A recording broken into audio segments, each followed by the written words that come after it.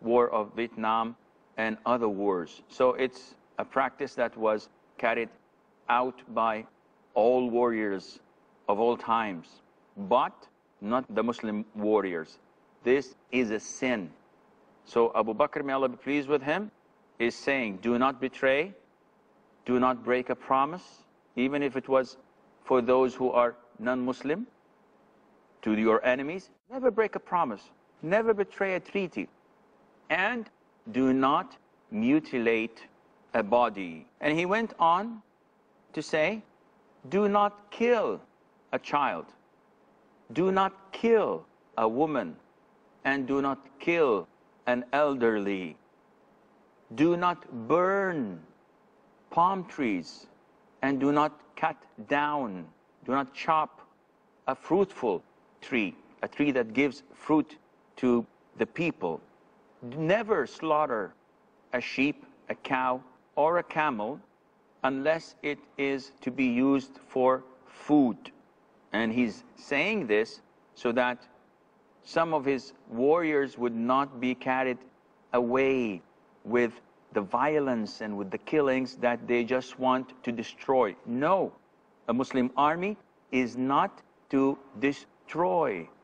It is sent to build.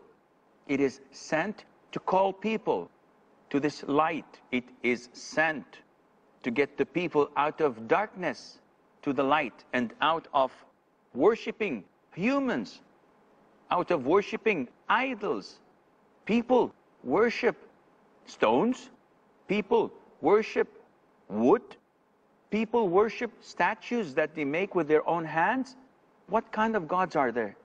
A Muslim army is not fighting for the sake of violence or destruction.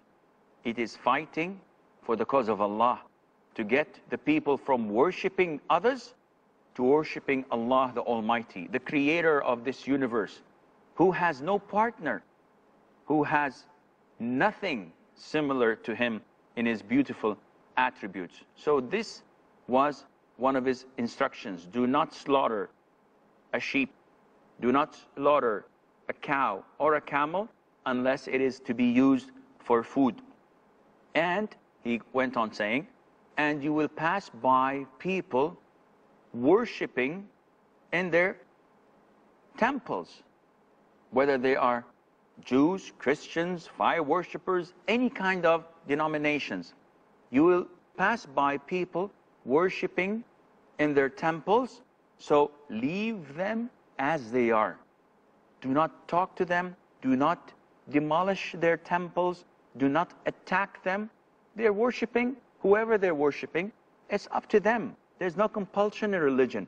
Leave them as they are, priests, monks, or whatever. Leave them and their religion, and go in the name of Allah the Almighty.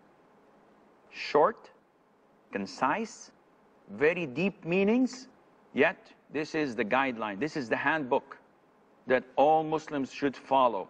Now, if you compare this to what some who claim to be Muslims are doing, you would know that they are not proper Muslims.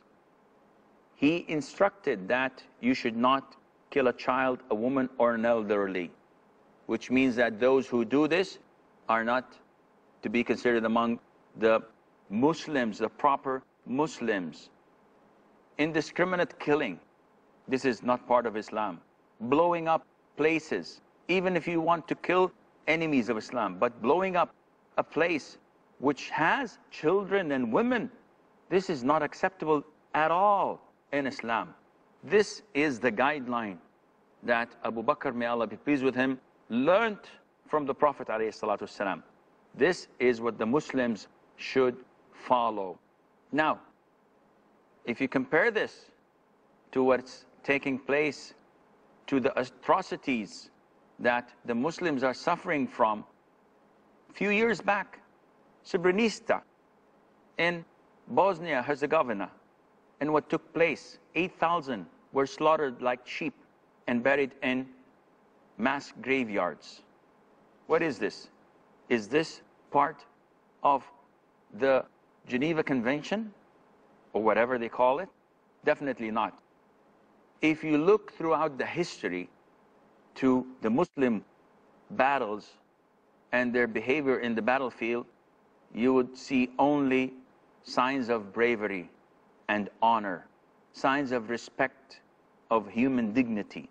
We do not have what these people do in atrocities, whether it's in Bosnia, in Chechnya, in Palestine. And we've seen what the Jews have done to the unarmed, to the civilians, the bombs they've done, the atrocities they've committed. All of this has no comparison, none whatsoever, to the tolerance and beauty of the religion of Islam. Abu Bakr, may Allah be pleased with him. Some people say that Abu Bakr and Umar were in the same class and in the same grade. And this is not true. Abu Bakr, though the Prophet ﷺ, whenever he spoke, he used to say, I went with Abu Bakr and Umar, and I came with Abu Bakr and Umar. Though the Prophet ﷺ said that the best of old men in paradise are Abu Bakr and Umar, and the best of the youth in paradise are Al-Hasan and Al-Hussein, his grandchildren, his grandsons. It was reported in Sahih al-Bukhari by Abu Darda, may Allah be pleased with him. He said that while we were with the Prophet ﷺ, Abu Bakr came pulling his dress up because he was a thin man and his dress would fall, so he had to grab it and hold it. And the Prophet looked ﷺ and said, your friend had faced something that is serious and there's something behind him. So the minute he came in, he said, O Prophet of Allah, there was this something between me and Umar ibn al-Khattab, may Allah be pleased with him. And I wronged him, and I was the aggressor. So I went to him and I asked him to forgive me. I asked him to pardon me, and he did not pardon me. And why was that? Well, we will know this inshallah after break, so stay tuned. As his was a mission of the great,